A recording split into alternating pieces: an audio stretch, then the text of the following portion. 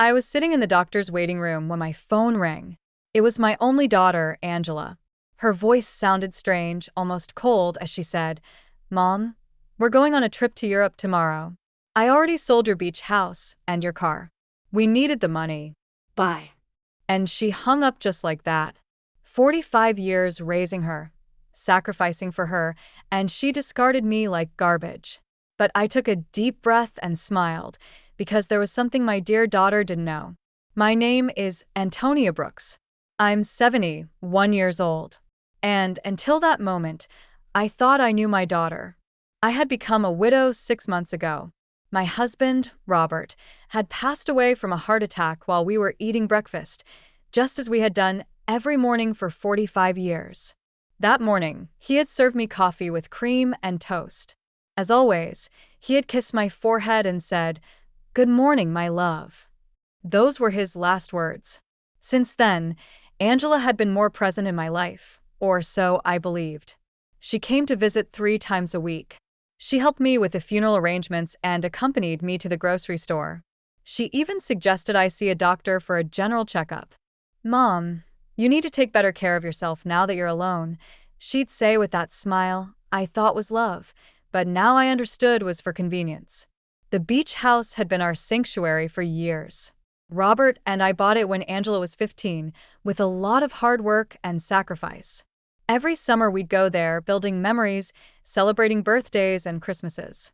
Angela would bring her boyfriends, and later her husband, Edward. I would cook for everyone, clean, and do the laundry. It was our family tradition.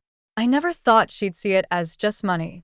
And the car, that old Ford pickup truck Robert cared for like his own child. He'd wash it every Sunday, change the oil religiously, and always park it in the same spot under the shade of the tree. Angela knew what that truck meant to me. It was the last thing I had left of him. His scent still lingered on the seats. When she hung up, I stayed there on that uncomfortable green plastic chair, surrounded by other sick people. And for the first time in months, I didn't cry. Something strange happened inside me, a calm I hadn't felt since Robert's death. Because in that moment, I remembered something I had completely forgotten. 3 days before he died, Robert had handed me a manila envelope. "Antonia, put this in the drawer of your dresser. If something happens to me, open it after a while, but only when you feel ready." I had put it away, without much thought. After the funeral, with so much grief and so many arrangements, I simply forgot. But there it was, waiting for me at home. The nurse called me to go into the office. The doctor examined me and said I was in good health for my age, that I just needed to rest more and eat better. I nodded and smiled, but my mind was elsewhere. I was thinking about that envelope, about the coldness in Angela's voice, and how Edward was probably behind all of it. He had never liked me. He always saw me as a nuisance. I left the office and walked slowly to the bus stop. I no longer had a car, according to Angela. But as I waited, I couldn't help but smile. There was something poetic about all of this. My daughter thought she had left me with nothing. But what she didn't know was that Robert, my dear Robert, had always been a man who planned ahead. The bus arrived, and I sat by the window. I watched the city go by. The houses, the stores, people rushing everywhere, all with their own tragedies, their own secrets. I had my own, too, and I was about to discover them. When I got home, I went straight to my room. I opened the dresser drawer, and there was the manila envelope, exactly where I had left it. My hands trembled slightly as I picked it up. I could feel there were several documents inside. Robert had written my name on the front in his neat handwriting. I sat on the bed we had shared for so many years and took a deep breath. It was starting to get dark outside, and the house was filling with those familiar shadows that no longer scared me. I opened the envelope slowly, as if unwrapping a birthday gift. What I found inside would change everything. What I found in that envelope took my breath away. There were legal documents, deeds, bank certificates, and a handwritten letter from Robert. My eyes filled with tears as I read his familiar handwriting. "My dear Antonia, if you are reading this, it means I am no longer with you. Forgive me for not telling you everything while I was alive, but I wanted to protect you from worries. Over the years, I invested our savings in properties and businesses. We don't just have the beach house. We have 6 other properties, including the apartment building where Angela and Edward live. We also have shares in 3 companies that are worth more than you can imagine. You are rich, my love. You always were rich, but now you are on paper, too. My hands trembled as I looked through the documents. There were deeds to houses in different city neighborhoods, a downtown condo, a small motel on the coast, and indeed the 20-story apartment building where my daughter lived. Robert had been the silent owner for the past 10 years, but had put everything in the name of a company I didn't know about. And, according to the papers, I was the sole heiress of that company. There were also bank statements for accounts I never knew existed, with numbers that seemed unreal. Robert had been a bus driver for 40 years, but apparently he had also been a very smart investor. Every penny we saved, every sacrifice we made, he had multiplied in silence, and I never knew anything. In the letter, Robert explained that he had kept it all a secret because he didn't want me to worry about money or for Angela to know about our real financial situation. You know our daughter, Antonia. If she knew we had so much money, her attitude would change. I want her to love us for who we are, not what we have. What irony. Our daughter had left us thinking we had nothing when, in reality, we had everything. That night, I couldn't sleep. I walked around the house, touching the old furniture and the knickknacks Angela had always criticized for being outdated. I looked at the family photos on the wall, especially the one where she was 5 years old, sitting on Robert's lap and laughing. Where did that sweet little girl go? When did she become so cold, so calculating? The next day, early in the morning, the phone rang. It was Angela again. Her voice sounded different, softer, but I had already learned to be wary of those shifts in tone. Mom, how are you? I wanted to tell you we already transferred the money from the house and the car. We deposited your share into your account. It's not much, but it'll help you live for a few months while you look for something smaller. My share? I asked, keeping my voice calm. Yes, Mom. We obviously weren't going to leave you with nothing. We gave you 30%. That's fair, right? We need the money for our investment in Europe. Edward has an incredible business opportunity over there. 30% of my own things. How generous. I see. Honey. And when do you leave? This afternoon. Our bags are already packed. We'll be gone for at least 6 months. Maybe more if the business goes well. But don't worry, Mom. When we get back, we'll help you find a small apartment. Something that fits your needs. Fits my needs. As if she knew what my needs were. Okay, Angela, have a safe trip.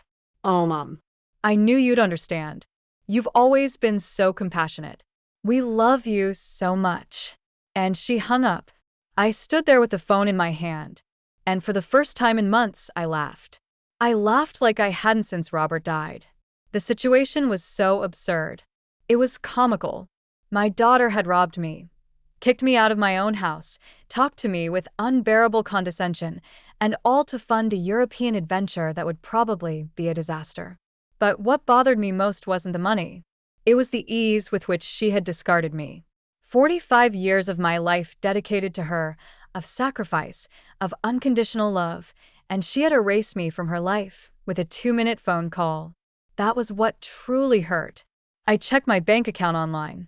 Sure enough, they had deposited an amount that probably seemed generous to them, but to me was a mockery.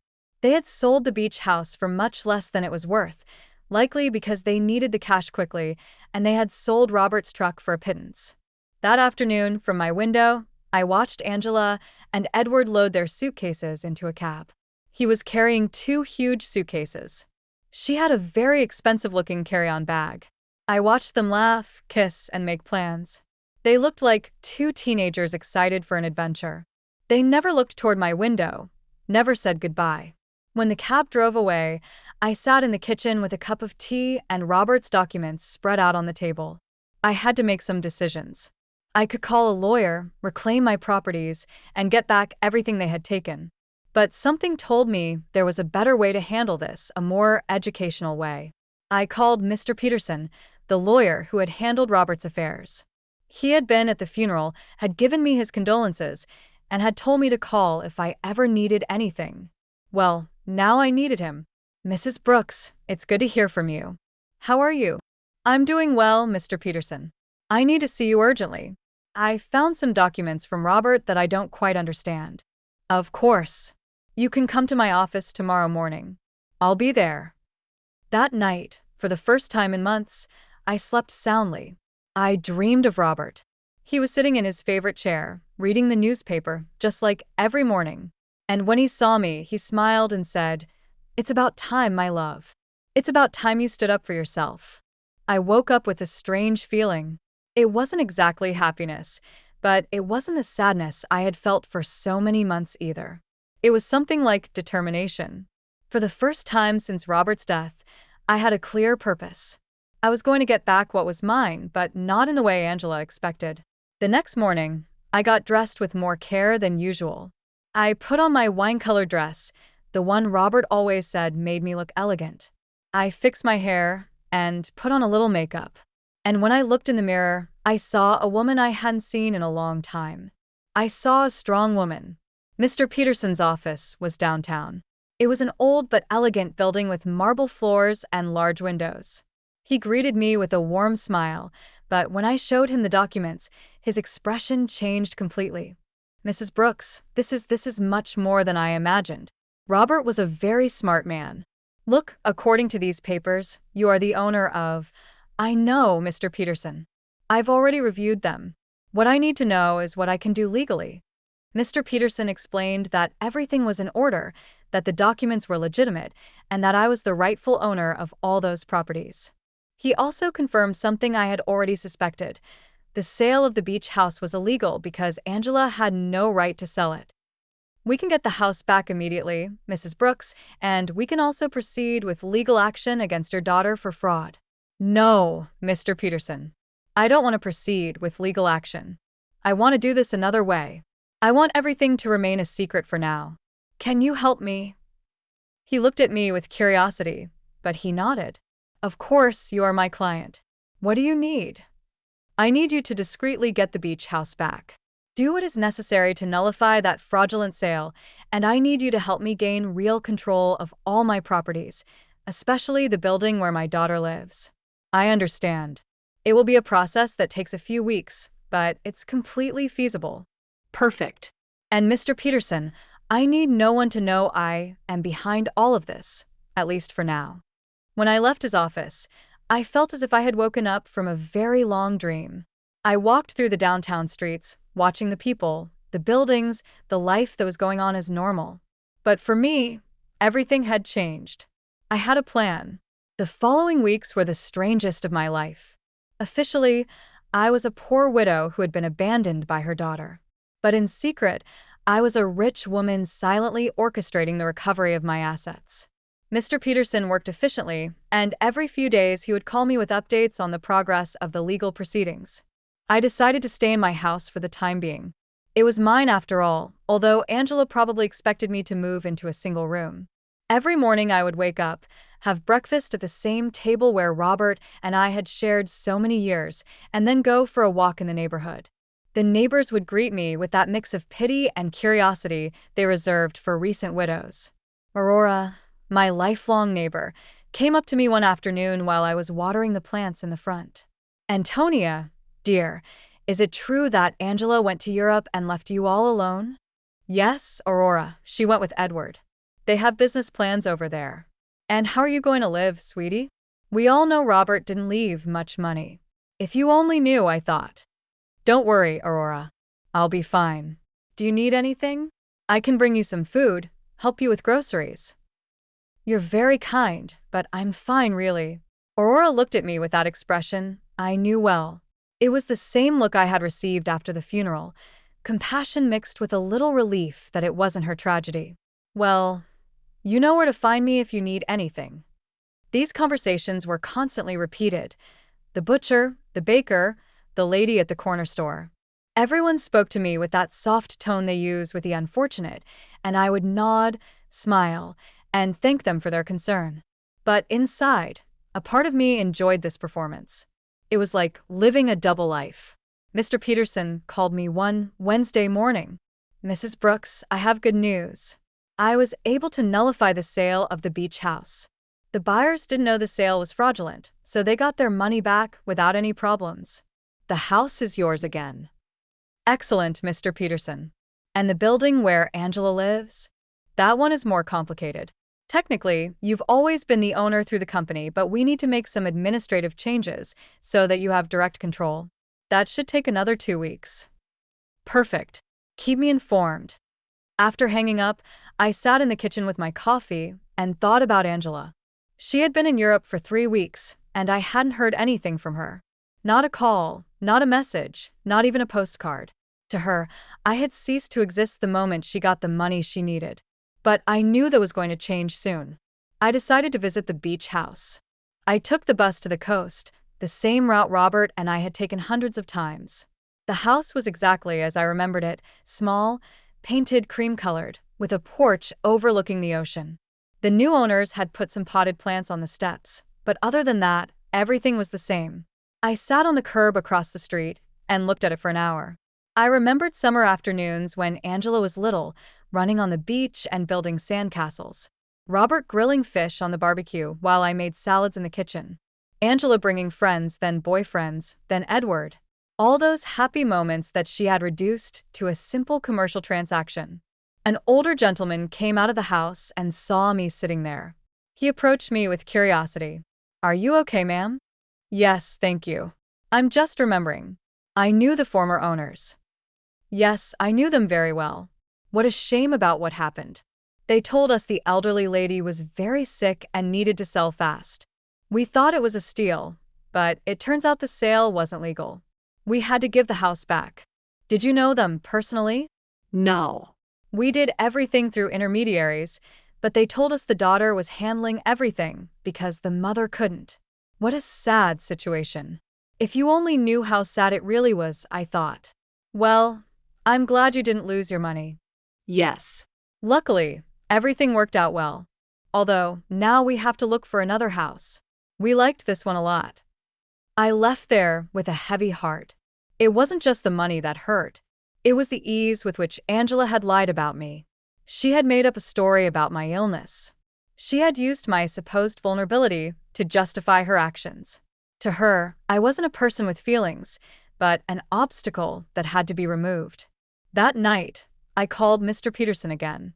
"Mr. Peterson, I need you to help me with something else. I want to get Robert's truck back, too." "That will be more difficult, Mrs. Brooks.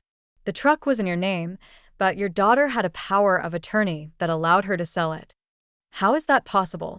"Apparently, you signed that power of attorney a few months ago after your husband's death. Don't you remember?" There it was, the moment Angela had started planning all of this. I vaguely remembered signing some papers she had brought to me, telling me they were to facilitate the funeral and inheritance arrangements. I had been so confused by grief that I signed without reading. How naive I had been. "I understand, Mr. Peterson. Is there any way to get it back?" "We can try, but it will be more complicated. We would need to prove that you signed that power of attorney under deception or coercion." "Let's do it. I want to get back everything they took from me." Over the next few weeks, I developed a strange routine. In the mornings, I was the poor widow everyone knew. I would go out to buy necessities, talk to the neighbors, and keep up appearances. But in the afternoons, I became a businesswoman. I would study Robert's documents, talk to Mr. Peterson, and plan my next move. I learned things about finance I never thought I would need to know.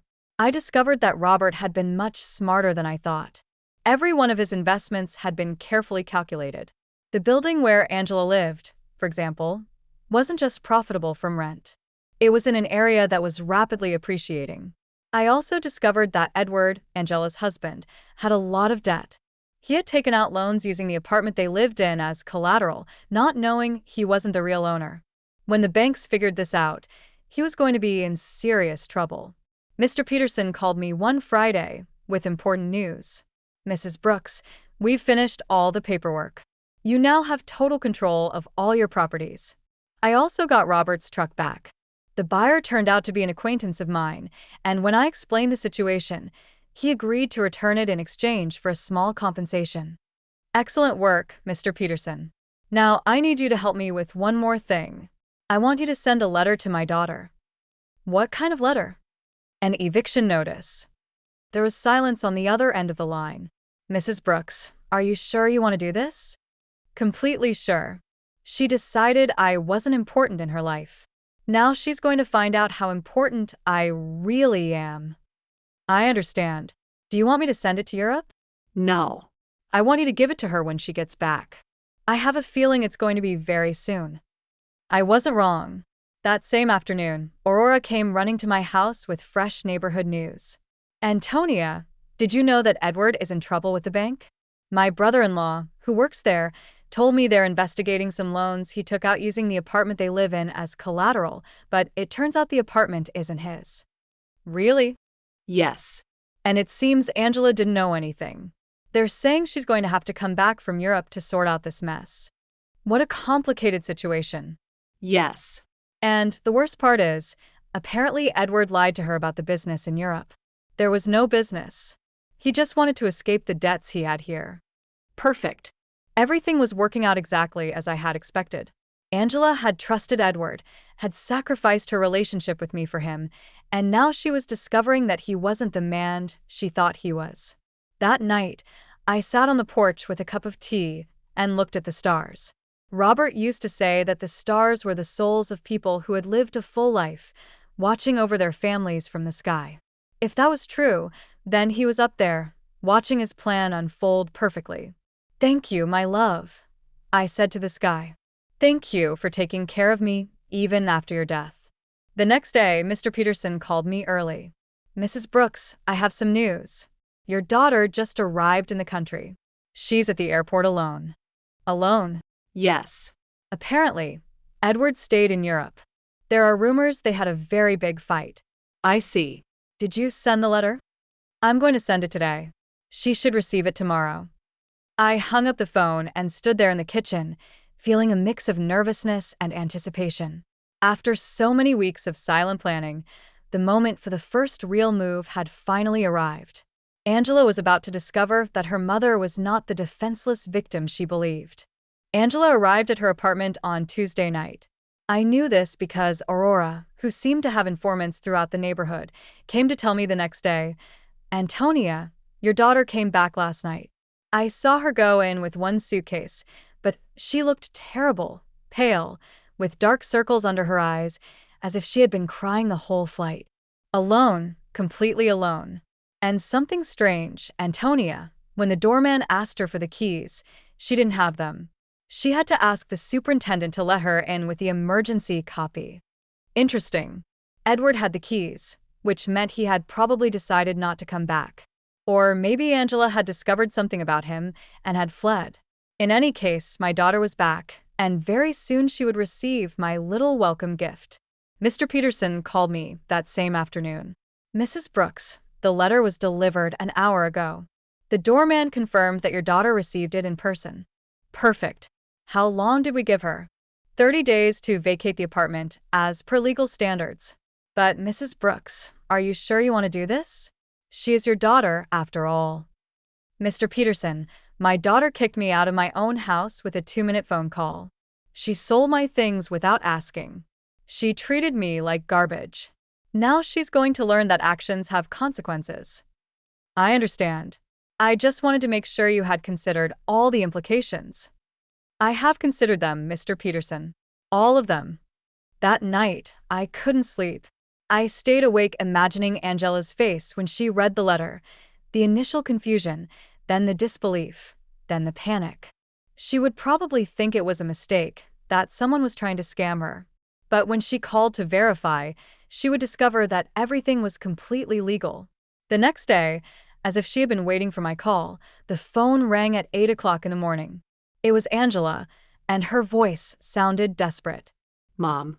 "Mom, I need to talk to you urgently." "Good morning, honey. How was Europe?" "Mom, I don't have time for that right now. I received a very strange letter yesterday. It says I have to vacate my apartment in 30 days. It must be a mistake, right? Do you know anything about this?" "An eviction notice. How strange. From whom?" "From a company I've never heard of. It's called, wait, let me find the letter. Robert Investments Incorporated. Do you know this company?" Robert had used his own name for the company. How poetic. No, honey. I've never heard that name. Are you sure the letter is legitimate? That's what I want to find out. Mom, I need you to help me. I don't know what to do. Edward left me in Europe. He ran off with another woman, and now I come back to this. I don't understand what's happening. There was the confirmation. Edward had abandoned her. Probably when the money ran out, or when he realized that the legal problems at home were more serious than he thought. Poor Angela. She had sacrificed her family for a worthless man. I'm so sorry, honey. Where are you now? I'm in the apartment, but I don't know for how long. Mom, can I come see you? I need to. I need to talk to someone. I don't have anyone else. The irony was perfect. Now that she was left without the man for whom she had abandoned me, she remembered she had a mother. Of course, honey. Come over whenever you want. I'm on my way. I hung up the phone and looked at myself in the mirror. I had to be perfect for this performance. I put on my most conservative gray dress, tied my hair in a simple bun, and practiced my expression of a worried but resigned mother. When Angela arrived, she would see exactly what she expected to see: a poor, vulnerable widow who had been abandoned by her own daughter. Angela arrived an hour later. When I opened the door, I was surprised at how bad she looked. She had lost weight, had deep circles under her eyes, and her expensive clothes looked wrinkled and unkempt. Her eyes were red from crying. "Mom," she said, and for a moment I thought she was going to hug me, but she stopped, as if she suddenly remembered how things had ended between us. "Come in, honey. Do you want some coffee?" "Yes, please." We sat in the kitchen at the same table where I had read Robert's documents weeks ago. Angela looked small in that chair, lost, just like when she was a child and came to tell me about her school problems. "Mom, I'm so sorry for the way I left. I know I didn't treat you well." "It's in the past, honey." "No, it's not. I treated you badly. I said horrible things, and now—" Her voice broke. "Now I have no one." What happened with Edward? He left with a 25-year-old hotel waitress in Paris. It turns out there was never any business in Europe. It was all a lie. He just wanted to escape the debts he had here and use the money from the sale of your house to fund his adventure. All the debts. Yes, Mom. So many debts. It seems he had been taking out loans for years, using the apartment we lived in as collateral. But now I find out he wasn't the owner of the apartment. How is that possible? Here was my opportunity. I don't know, honey. Property matters are very complicated. The problem is that now the banks are coming after me for his debts. They say since we were married, I'm also responsible. And on top of that, this eviction notice. Mom, I don't know what to do. I don't have money. I don't have a job. I don't have anywhere to live. She started to cry. Real tears of genuine desperation. And for a moment, my mother's heart softened. I wanted to hug her, console her, tell her everything would be okay. But then I remembered the coldness in her voice when she called me from the doctor's office, the ease with which she had discarded me, the way she had talked to me as if I were a burden. "Did you talk to a lawyer about the letter?" "I don't have money for a lawyer, Mom. We spent all the money in Europe. Edward took what little was left when he ran off with that woman." "So, what are you going to do?" "I don't know. I thought maybe I could stay with you for a while, just until I find a job and can get a small place to live." There was the question I had been waiting for. After kicking me out of my own house, after selling my things, after treating me like garbage, she now wanted me to rescue her. She wanted the poor widow she had created to save her from the consequences of her own actions. "Of course, honey. This will always be your home." Angela looked at me with surprise, as if she hadn't expected it to be so easy. "Really, Mom? After everything that happened? You are my daughter, Angela. That will never change." She got up and this time she hugged me. It was a desperate hug from someone drowning and clinging to the only thing they can find. I hugged her back, too, but not with the unconditional love from before. Now there was calculation in my embrace. Strategy. Thank you, Mom. I promise I'll find a job soon. I won't be a burden. Don't worry about that now. Rest, recover, and then we'll see what your options are. Angela left that afternoon to get some things from her apartment. I stayed in the kitchen, thinking about how easy it had been. She had come to me exactly as I had planned, broken, desperate, with no options, and best of all, she suspected nothing. To her, I was still the poor abandoned mother who needed her compassion. But this was only the first part of my plan. Having her live with me would give me the perfect opportunity for the next phase. I was going to let her settle in, feel safe, and believe she had found a refuge in my house. And then, when she least expected it, I was going to teach her the difference between being poor by choice and being poor by consequence. That night, I called Mr. Peterson. Mr. Peterson, I need you to do something else for me. Tell me, Mrs. Brooks. I want you to investigate Edward's debts. I want to know exactly how much he owes, to whom, and what legal options I have to separate them from my daughter. That will take time, but it's feasible. Perfect. And Mr. Peterson, I want you to keep this an absolute secret. No one can know I am behind this investigation. Of course, Mrs. Brooks. May I ask what your final plan is? My plan, Mr. Peterson, is very simple. I'm going to save my daughter. But first, she has to understand what it truly means to hit rock bottom. When I hung up, I poured myself a glass of the wine Robert had been saving for special occasions. It had been a long time since I'd had a special occasion like this one. The game had begun, and for the first time in months, I had all the good cards in my hand. Angela moved into my house the next day. She arrived with 2 suitcases and a cardboard box, all that was left of her previous life. I watched her unpack in her old room, the same one she had slept in during her teenage years, and I could see the humiliation in every one of her movements. She had gone from living in a luxury condo to taking refuge in her childhood bedroom. Mom, I found this in the apartment, she said, showing me a manila envelope. It was among Edward's things. It has your name on it. It was another one of Robert's envelopes. My heart sped up, but I kept my composure. My name?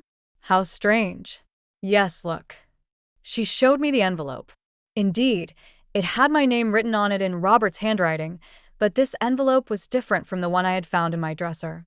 This one was smaller, newer. Maybe Edward found it among Dad's things when he died and forgot to give it to me, Angela said. It's possible. Can I see it? I opened the envelope in her presence. Inside was a short letter and a small key. The letter said, Antonia, if you are reading this after having received the main envelope, it means our daughter is going through a difficult time. This key opens a safety deposit box at the Central Bank downtown branch. The number is 247. There is something there that can help you help her, but use it wisely. With eternal love, Robert. Angela read the letter over my shoulder. A safety deposit box? Dad had a safety deposit box. I had no idea. I didn't either. I lied. Your father never told me about this. Do you think we should go see what's in there? I don't know, honey. Maybe it's better to leave things as they are. But, Mom, maybe there's something important in there. Documents, or I don't know. Maybe something valuable that can help us. The desperation in her voice was palpable. Angela was clinging to any possibility of finding a way out of her situation, and I was going to let her cling a little longer before I showed her the complete reality. Okay, I said after a calculated pause. We can go tomorrow. That night, Angela and I had dinner together for the first time in months. She had cooked, trying to be useful, but the food tasted of guilt and desperation. She told me more details about what had happened in Europe, and each story was worse than the last. Edward lied about everything, Mom. Not just the business, but the debts, too. I thought he only owed a little bit of money, but it turns out he owes over $100,000. And the worst part is he used my name for some of the loans without me knowing. How is that possible? He forged my signature. When I married him, I gave him some documents to handle the banking for our joint account. I never thought he'd use them for this. Do you have any way to prove you didn't know? I don't know. It's all so complicated. The banks say that since we were married, I'm responsible for all his debts anyway. And the divorce? I don't even know where Edward is now. He just disappeared. His phone is disconnected. He doesn't answer emails. Nothing. It's as if he vanished. Perfect. Edward had run away like the rat he had always been, leaving Angela to face the consequences of her actions alone. In a way, he had done me a favor. Now, my daughter was experiencing exactly what I had felt when he abandoned me, betrayal by someone she had completely trusted. I'm so sorry, honey. I didn't know things were so bad. I didn't either, Mom. I thought Edward loved me, that we were going to build something together, but it turns out I was just an easy way for him to get money and documents. Angela started to cry again. How could I have been so stupid? How did I not realize who he really was? It was tempting to tell her that I had seen the signs from the beginning, that I had tried to warn her that Edward never seemed trustworthy, but that would have broken my facade as a compassionate and vulnerable mother. Love can be blinding sometimes, honey. Don't blame yourself. But Mom, I didn't just ruin my life. I ruined yours too. I treated you horribly. I took your house, your truck, your things, and all to give to a man who abandoned me at the first opportunity. Now we're two poor women trying to survive because of me. It's in the past, Angela. We'll be okay. No, it's not. Now we're both in trouble because of my mistakes. You lost everything Dad left you, and I lost my marriage and my future. We're two poor women trying to survive. If she only knew, I thought, that at this very moment I had more money than she could possibly imagine, that I was the owner of the building where she lived, that I could solve all her problems with a single phone call. But it wasn't time yet. The next day, we went to the bank. Angela was nervous, hopeful. I maintained my act as a confused widow who didn't understand much about finance. The bank employee led us to the safety deposit boxes, verified my ID, and opened box number 247. Inside were jewels, many jewels, rings, necklaces, bracelets, earrings. I recognized some pieces as heirlooms from Robert's family. Others were completely new to me. There was also a letter explaining the origin of each piece and its approximate value. Angela gasped. Mom, this must be worth a fortune. You think so? Yes. Look at this emerald in this pearl necklace. Mom, Dad saved a treasure here. According to Robert's letter, the jewels were worth approximately $200,000. It was a significant amount, but it was nothing compared to the rest of my assets. It was like finding a few coins under the sofa when you have $1 million in the bank. What do we do with this, Mom? I don't know, honey. They're family memories. But Mom, we could sell some of the pieces. With this money, you could get your beach house back, and I could pay off some of Edward's debts. There it was again. Even when she found something valuable, Angela's first reaction was to think about how to use it to solve the problems Edward had created. She hadn't learned a thing yet. Are you sure you want to use your father's inheritance to pay Edward's debts? What other option do I have, Mom? If I don't pay something soon, the banks are going to foreclose on everything I have. And technically, I don't own anything. Everything was in Edward's name. Think carefully, honey. Once you sell these jewels, you won't be able to get them back. I know, but what else can I do? I can't get a job with all these legal claims pending. No employer is going to want to hire someone with so many legal problems. We took the jewels home. Angela spread them out on the kitchen table and examined them one by one, calculating which ones she could sell and which she could keep. It was painful to watch her reduce decades of family history to numbers on a spreadsheet. Mom, I think I can get $180,000 for the jewels, she said one afternoon, counting the bills on the kitchen table. It's less than I expected, but it's enough to pay off the most urgent debts. Are you sure you want to do this? I have no choice. If I don't pay something soon, they'll seize everything. Even this house could be at risk if they prove I have some kind of legal connection to the properties. How ironic the situation was. Angela was worried about losing a house that I owned, paying the debts of a man who had abandoned her with money from jewels that had belonged to the same man who had created the fortune that could save her. And how are you going to decide which debts to pay first? I talked to a free financial advisor at the bank. She told me to prioritize the debts that have real collateral because those are the ones that can affect property or lead to immediate foreclosure. Angela had matured so much in these few weeks. The woman who had sold my things without consulting me was now carefully investigating every financial decision. The suffering had made her more responsible, but also more fragile. That night, while she was organizing the debt documents on the table, I received a call from Mr. Peterson. "Mrs. Brooks, I have a full report on Edward's debts. The situation is worse than I thought." "How much worse?" "He owes over $200,000 to several banks and also has debts with private lenders.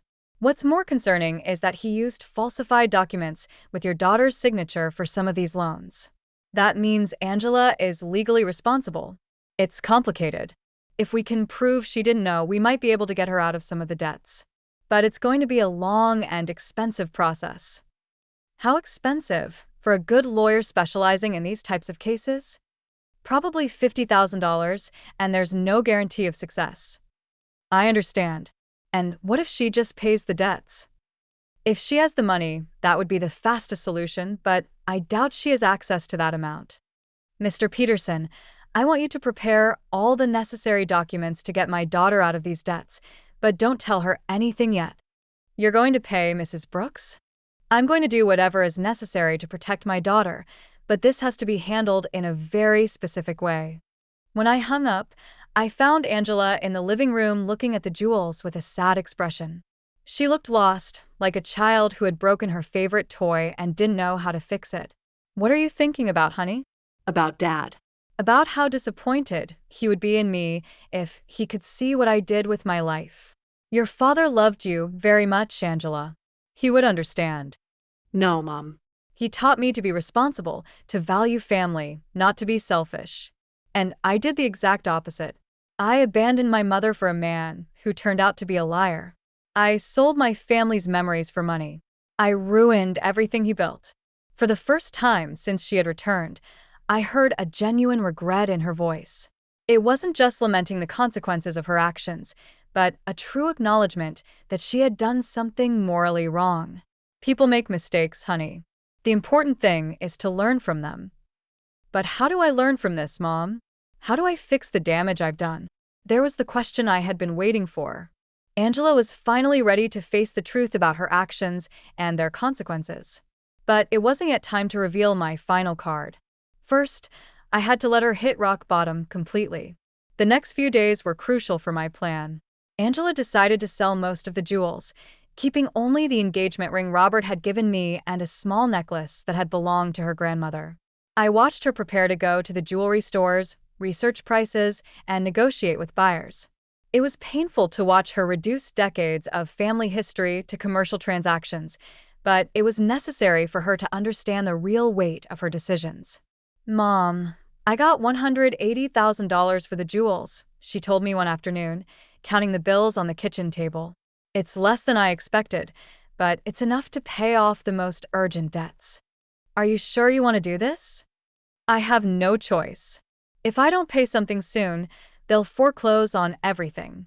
Even this house could be at risk if they prove I have some kind of legal connection to the properties."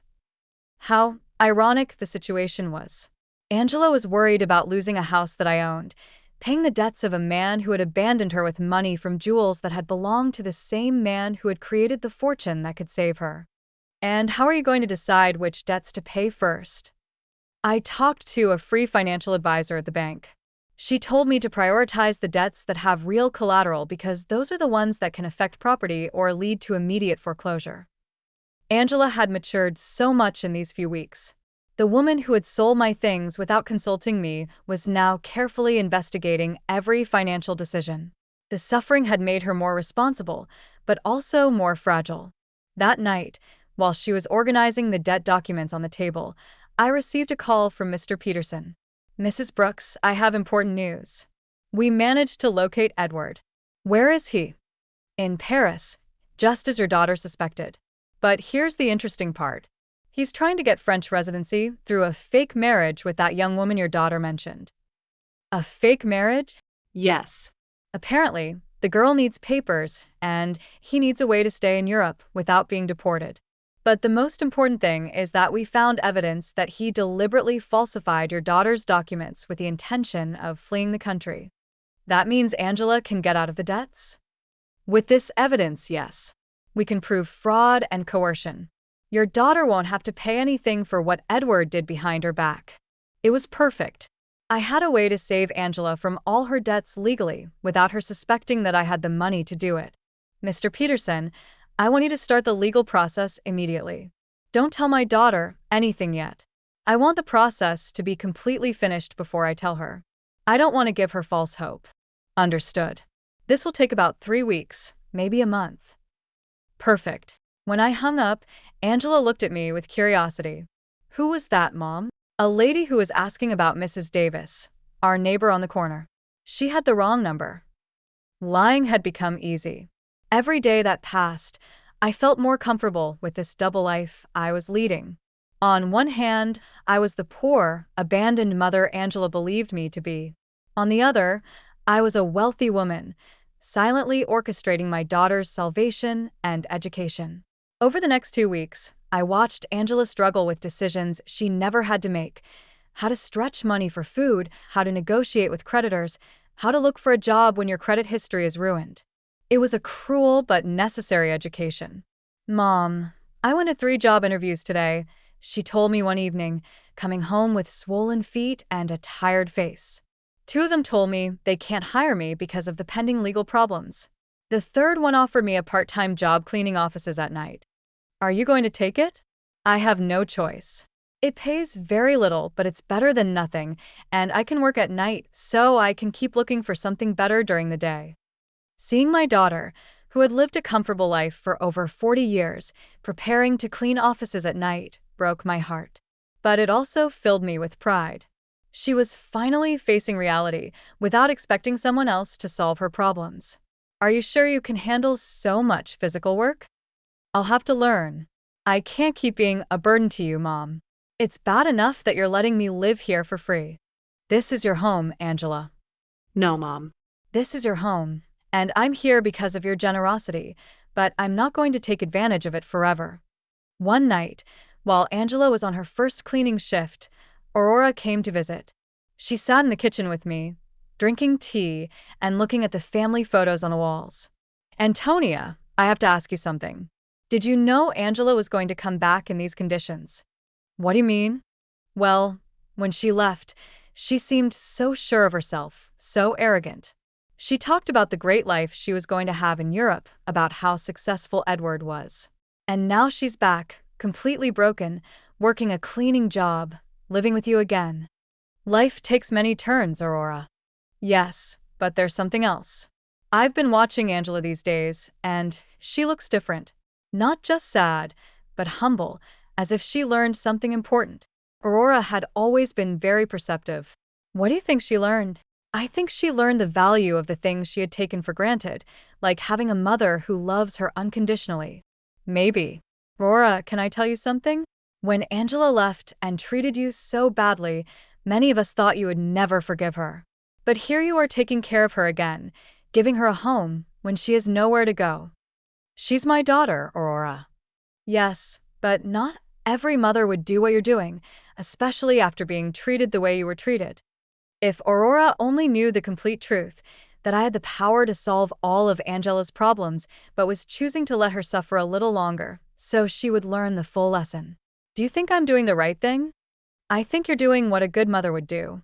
But I also think Angela needs to fully understand what she lost when she abandoned you.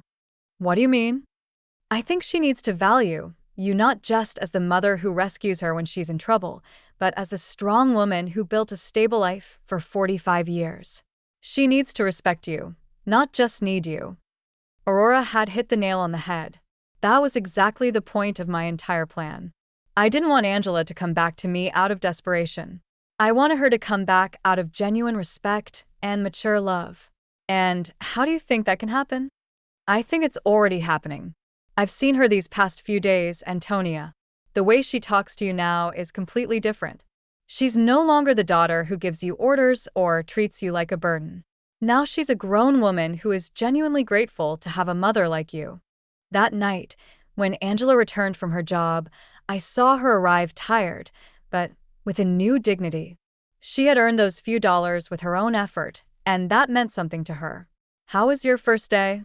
Hard, but not as bad as I thought. The other ladies who worked there helped me a lot. One of them, Mrs. Johnson, taught me tricks to clean more efficiently. Mrs. Johnson? Yes. She's 60 years old and has been cleaning offices for 20 years. She told me she started after her husband left her with 3 small children. She says it's not the job she dreamed of, but that it gave her independence and dignity. She sounds like a wise woman. She is. She said something that made me think a lot. She told me there are 2 types of people who end up doing this job: the ones who are there because they never had opportunities, and the ones who are there because they ruin the opportunities they did have. She asked me which group I was in. And what did you tell her? I told her the truth, that I had all the opportunities in the world, a family that loved me, a stable home, an inheritance, and that I ruined it all by following a worthless man. What did she say? She laughed and said, "Well, honey, then at least you know exactly why you're here. That puts you one step ahead of most people." Angela poured herself a glass of water and sat with me at the table. "Mom, I want you to know something. These past few weeks have been the hardest of my life, but also the most important." "Why?" "Because I finally understand what really matters. It's not money. It's not living in the most luxurious apartment. It's not impressing people. It's having people who genuinely love you, who are there when everything falls apart." "Angela, no, let me finish. You have every right to hate me for what I did to you. I abandoned you when you needed me most. I took everything Dad left you. I treated you as if you were a nuisance. And now I'm here again expecting you to forgive me and take care of me. I already forgave you, honey. But I haven't forgiven myself, and I won't until I prove that I've truly changed, that I've learned from my mistakes." Mr. Peterson called me the next morning. "Mrs. Brooks, I have excellent news. The legal process is almost complete. We can get your daughter out of all of Edward's debts." It was time. After weeks of watching Angela struggle, work, and reflect on her mistakes, the moment had finally arrived to show her that she had never been alone, that she had always had someone quietly watching over her. "Mr. Peterson, I want you to organize a meeting. It's time for my daughter to know the whole truth." Mr. Peterson arranged the meeting for Friday morning at his office. I told Angela that I had made an appointment with a lawyer who could help her with her legal problems, but I didn't explain the details. She agreed to come, although she was nervous about the cost of the consultation. "Mom, I don't have money to pay a lawyer. I barely have enough to cover basic expenses." "Don't worry about that now, honey. Let's just hear what he has to say." We arrived at Mr. Peterson's office on time. Angela had dressed in her best clothes, which now looked a little big on her thinner body. She was nervous, wringing her hands, expecting another piece of bad news on her endless list of problems. Mr. Peterson greeted us with his usual professional smile. "Mrs. Brooks, Miss Brooks, thank you for coming." "Thank you for seeing us," Angela replied. "Although I should warn you that my financial situation is very complicated and I probably can't afford high fees." "That's exactly what we're going to talk about," Mr. Peterson said, exchanging a look with me. "But first, I need you to review these documents." Mr. Peterson handed Angela a thick folder. She opened it and began to read, her expression gradually changing from confusion to surprise. "I don't understand. These documents say that Edward forged my signature, that there is evidence of fraud, that I am not responsible for the debts." "That's right. We have been investigating your case for the past few weeks. We found enough evidence to prove that you were a victim of identity fraud." "But how is that possible? Who paid for this investigation? I don't have money for this." Mr. Peterson looked at me. It was my moment. "Angela, there's something I need to tell you." "What, Mom?" I took a deep breath.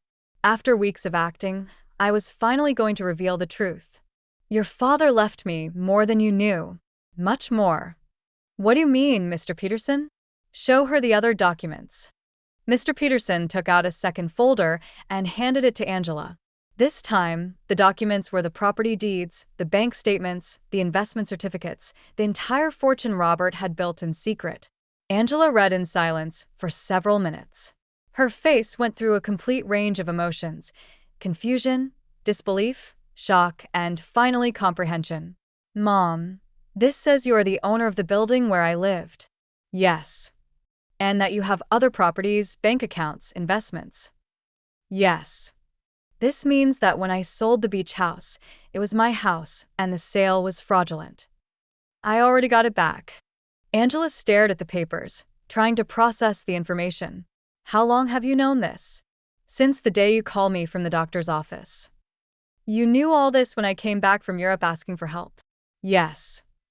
You knew you could solve all my problems when you saw me crying every night? Yes. There was a long, tense silence. Angela closed the folders and looked directly into my eyes. Why, Mom? Why did you let me suffer when you could have helped me? This was the question I had been waiting for weeks. Because you needed to learn something you couldn't learn any other way. What? You needed to learn the value of the things you had lost. The value of family, of respect, of responsibility. When you abandoned me, it wasn't just money you took from me. It was dignity. It was love. It was trust. Angela started to cry, but they weren't tears of self-pity like the ones she had shed during these weeks. They were tears of deep understanding. I abandoned you when you needed me most. Yes, I treated you like garbage. Yes. And you saved me anyway. Yes, but not in the way you expected. I didn't save you by giving you money, so you could keep making the same mistakes. I saved you by letting you hit rock bottom, so you could learn to save yourself. Mr. Peterson discreetly intervened. Miss Brooks, your mother has paid all the legal expenses to free you from Edward's debts. She has also recovered all the properties that were sold fraudulently. You are completely free of legal problems. And the cleaning job I got? You can quit if you want, I said. But I hope you don't. Why?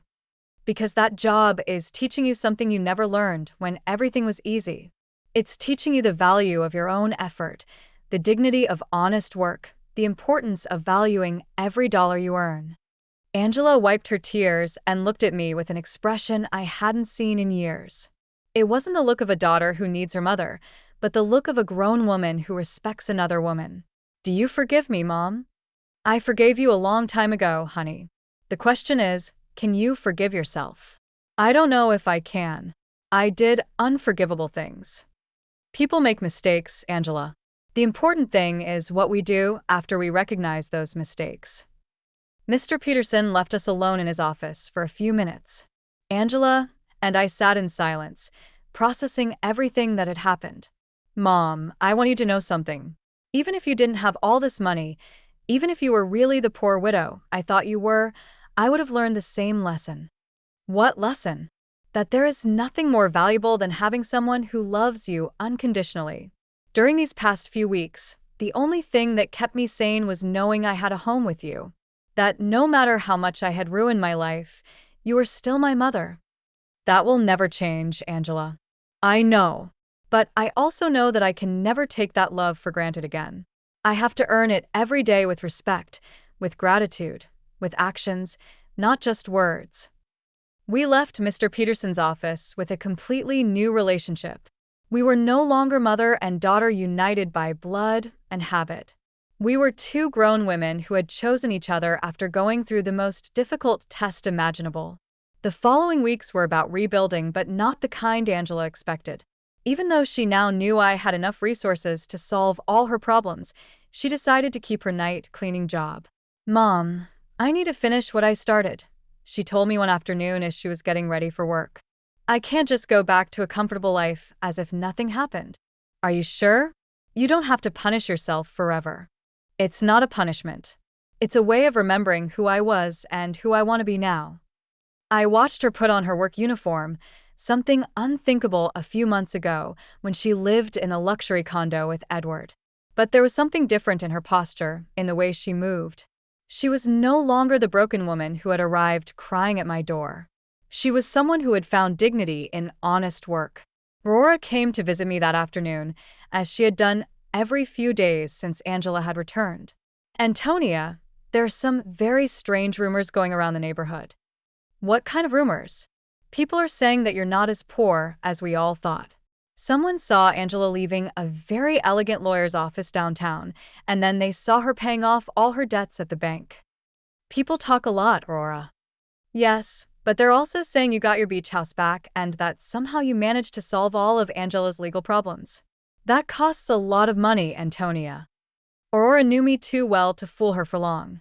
What do you want to know exactly? I want to know if my friend of 40 years has been lying to me about her situation. I poured myself a cup of tea and sat across from her. It was time to be honest with someone else. Robert left me more than anyone knew, Aurora. Much more. How much more? Enough so that Angela and I never have to worry about money again. Aurora was silent for a moment, processing the information. And why did you pretend to be poor all these months? Because I needed Angela to learn something she couldn't learn any other way. I told her the whole story, Angela's cruel phone call, my plan of silent revenge, the weeks of watching her hit rock bottom, and finally the revelation in Mr. Peterson's office. Antonia, that is brilliant and terrible at the same time. Terrible. Yes, because you let your own daughter suffer when you could have helped her immediately. But also brilliant, because I understand why you did it. You do. Yes. Angela needed to learn the value of the things she had lost. If you had simply given her money to solve her problems, she would have learned that there's always someone who will rescue her from the consequences of her bad decisions. Exactly. But Antonia, didn't it hurt you to see her suffer? Every day. Every night I saw her crying. Every morning I saw her get up to go to work tired and defeated. But I knew that if I rescued her too soon, she wouldn't have learned the full lesson. And do you think she learned it? Look for yourself. Angela knows that she now has access to enough money to live comfortably, but she chose to keep her job. She knows she can move to a better place, but she decided to stay here with me. She knows she doesn't have to worry about the debts, but she's using her own savings to help other women in similar situations. She's helping other women? Yes.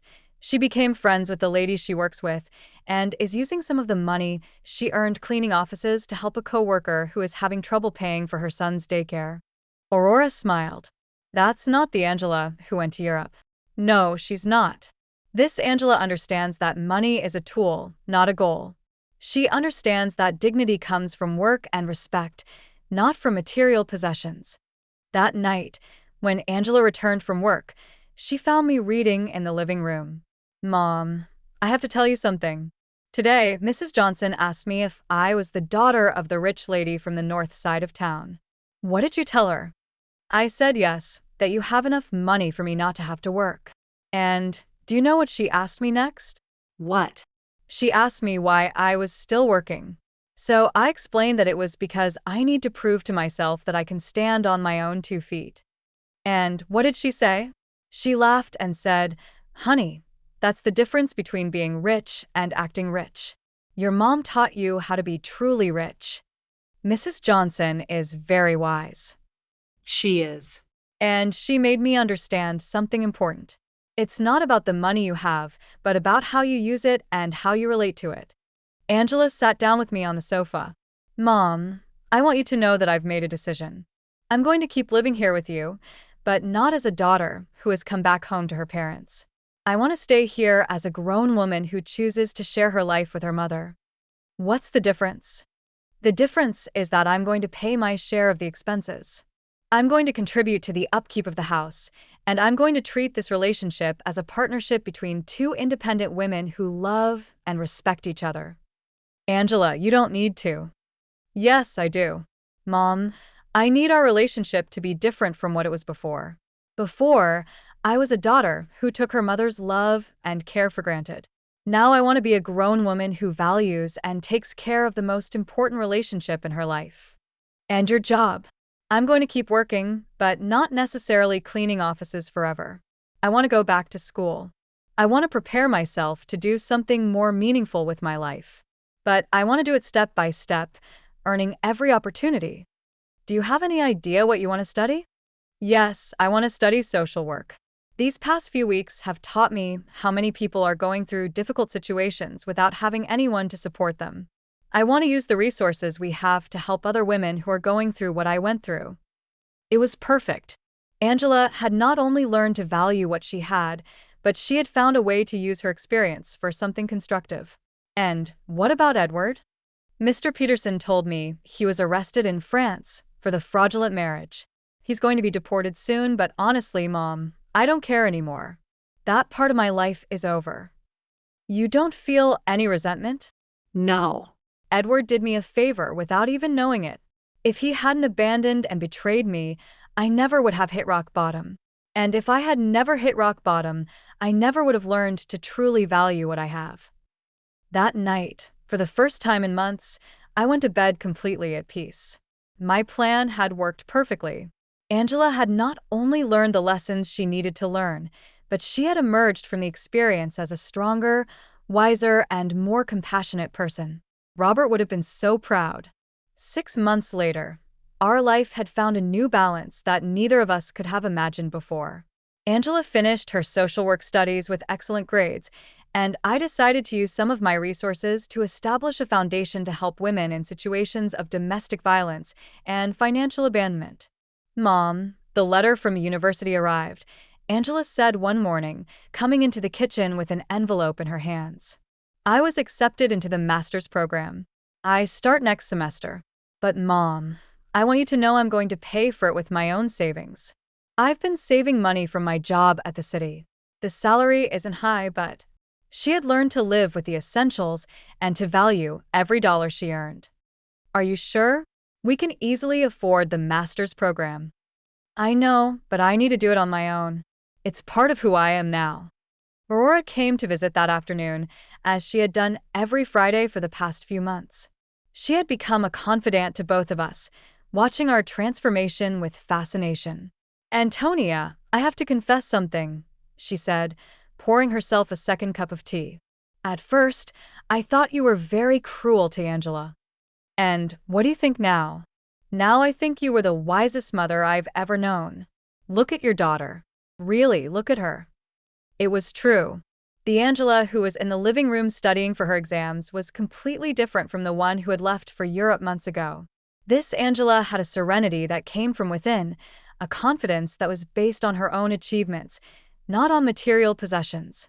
Did you know I saw Angela at the grocery store yesterday buying vegetables for a family she's helping through her job? She hadn't told me. And when I asked her why she was using her own money instead of the government budget, she told me that some things can't be measured in official budgets. That night, Angela and I had dinner on the porch, something that had become a tradition. It was our time to talk about the day, plan for the future, and simply enjoy each other's company. Mom, I received a very strange letter today, she said, cutting her salad. From whom? From Edward. My muscles tensed. Edward? He wrote to you? From where? From prison in France. Apparently, he was sentenced to 2 years for marriage fraud. In the letter, he says he regrets everything he did and wants to ask for my forgiveness. And how do you feel about it? Honestly, I don't feel anything. No anger, no sadness, no desire for revenge. It's as if that part of my life happened decades ago, not months ago. Are you going to write back? No. Not because I hate him, but because there's nothing to say. That Angela who married him no longer exists. This Angela has nothing to talk to him about. I was impressed by the maturity in her voice. The woman sitting across from me had developed an inner strength that came from hitting rock bottom and getting up on her own. Do you know what this whole experience taught me, Mom? What? That true love isn't the one that tells you what you want to hear. True love is the one that teaches you what you need to learn, even when it hurts. It's a difficult lesson to learn, but it's a necessary one. Edward told me what I wanted to hear. He made me feel special. He convinced me that I deserved a life of luxury, without effort. You taught me that true wealth comes from hard work, respect, and genuine relationships. That night, after Angela went to her room to study, I sat on the porch alone, looking at the stars and thinking about Robert. I had promised him I would take care of our daughter, and I finally felt I had fulfilled that promise in the right way. I hadn't taken care of her by giving her money when she needed it. I had taken care of her by teaching her to take care of herself. I hadn't saved her by solving her problems. I had saved her by allowing her to learn to solve them on her own. The next day was Sunday, and we had planned to visit the beach house together for the first time since I had gotten it back. Angela hadn't wanted to go before, saying she needed time to process everything that had happened. Are you ready? I asked her as we got into the truck. I think so. The trip was silent, but comfortable. When we arrived, Angela stood for a moment in the truck, looking at the house where we had spent so many family summers. It looks exactly the same, she said finally. Some things don't change, but others do. I am not the same person who sold this house. We went in together. The house was clean and tidy, exactly as Robert and I had kept it for years. Angela walked through each room, touching the furniture and looking at the family photos that hung on the walls. Mom, I want to apologize. You already apologized, honey. No, I want to apologize specifically for this house.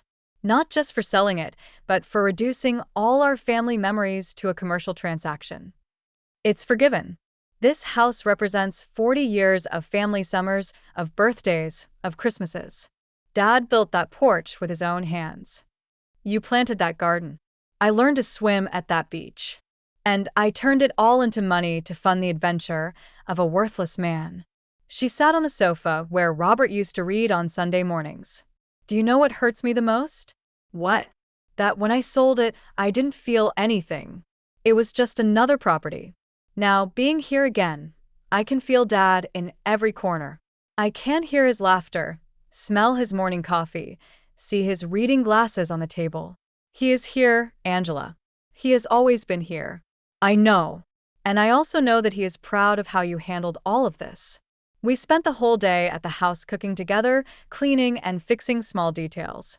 It was like a ritual of reconnection, not just with the place, but with the values that place represented. When the sun began to set, we sat on the porch Robert had built, looking at the ocean. Mom, I have a proposal. What is it? I want us to turn this house into a temporary shelter for women who are leaving situations of domestic violence, a place where they can stay while they rebuild their lives. It was the perfect proposal. Robert would have loved the idea that his beach house would serve to help other families. I think that's a beautiful idea, honey. We can use some of the foundation's resources to maintain it, and I can oversee the program through my job. Are you sure you want to turn our family sanctuary into that, Mom? The best sanctuaries are the ones that are shared. Dad always said that a house isn't truly a home until it opens its doors to other people who need love. He was right. Robert had always been generous with our home, inviting relatives, friends, and neighbors who needed a place to stay. We returned home that night with a new project and a completely renewed relationship. We were no longer mother and daughter united by obligation or need. We were two women who had consciously chosen to build a life together based on love, respect, and a common purpose. That night, before falling asleep, I spoke to Robert in silence. We did it, my love. Our daughter finally understood what truly matters. And for the first time since his death, I felt he answered me. I always knew you would. You're both stronger than you think. Justice had arrived not as revenge, but as education, not as punishment, but as transformation. And in the end, we had both gained something much more valuable than money. We had gained an authentic relationship built on a solid foundation that no future crisis could destroy. Did you like my story? And which city are you listening from? Let's meet in the comments. If you like the story, you can support me by sending a super thanks so I can keep bringing more stories like this. Thank you so much for your sweet support. I'm looking forward to your comments on the story. On the screen, you can see 2 new life stories that I highly recommend. There's so much more on my channel. Don't forget to subscribe. See you in the next life story. With love and respect.